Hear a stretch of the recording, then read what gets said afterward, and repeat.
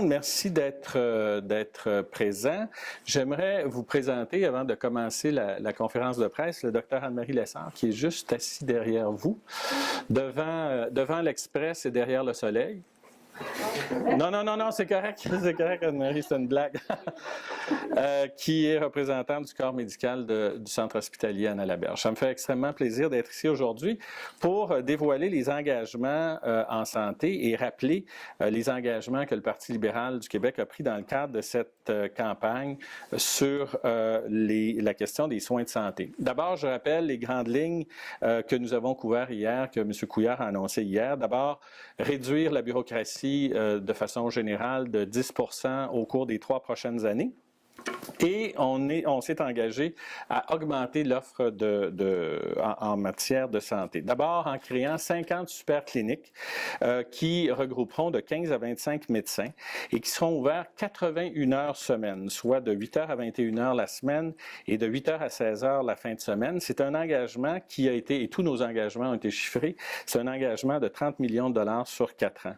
Et au-delà de ces super cliniques, 50 super cliniques sur l'ensemble du territoire du Québec, porter à 300 le nombre de groupes de médecine familiale qui pourront, avec ou sans rendez-vous, fournir des services en radiologie et des tests de laboratoire. Tout ça pour fournir un meilleur accès aux médecins de famille et des alternatives à l'urgence le soir et la fin de semaine. Deuxièmement, nous allons former 2000 infirmières praticiennes spécialisées. C'est sur un coût de 468 millions sur une période de 10 ans. Ces infirmières seront formées au rythme de 175 par année. Elles pourront, outre faire des prescriptions, procéder à des examens diagnostiques, à la prestation de traitement et au suivi de grossesse jusqu'à 32 semaines.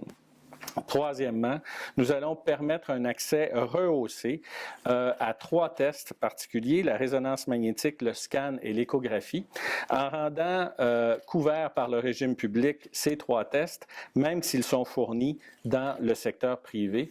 Et bien entendu, cela suppose la constitution d'entente entre le secteur privé pour l'établissement des coûts qui sont estimés sur une période de 3 ans à 50 millions de dollars.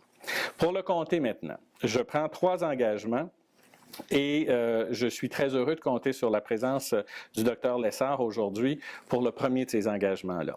On sait, et autant l'Agence des services de santé de la région que le corps médical, que le conseil d'administration du C3S reconnaissent qu'il y a actuellement un sous-financement du C3S et en particulier des services qui sont offerts à l'hôpital Anna-Laberge. L'hôpital Anna-Laberge est un des hôpitaux les plus performants du réseau de la santé au Québec en termes d'efficacité, en termes de qualité de son personnel. Il est donc nécessaire que son financement soit adéquat pour permettre l'accessibilité, la pérennité et surtout la qualité des soins de santé qui y sont offerts. Je m'engage donc, comme je l'ai fait pour les services de dialyse, l'immeuble est en construction à l'heure actuelle et les services devraient être fournis au cours de la prochaine année, à faire en sorte de corriger le sous-financement de l'hôpital Anna-Laberge et de travailler de concertation avec l'agence, le corps médical et le conseil d'administration pour que nous en arrivions à une solution au bénéfice des patients et pour assurer le maintien de services de qualité et des professionnels au centre de santé de Roussillon. Deuxièmement, nous allons soutenir la construction d'une maison de soins palliatifs sur le territoire du comté de Châteauguay. La maison de soins palliatifs, et selon les critères du ministère de la Santé, autorise le financement d'un lit par 10 000 de population. Sur notre territoire, nous avons 209 000 personnes, donc une possibilité de 20 lits qui sont financés, dont l'administration est financée à hauteur de 60 000 $ par année.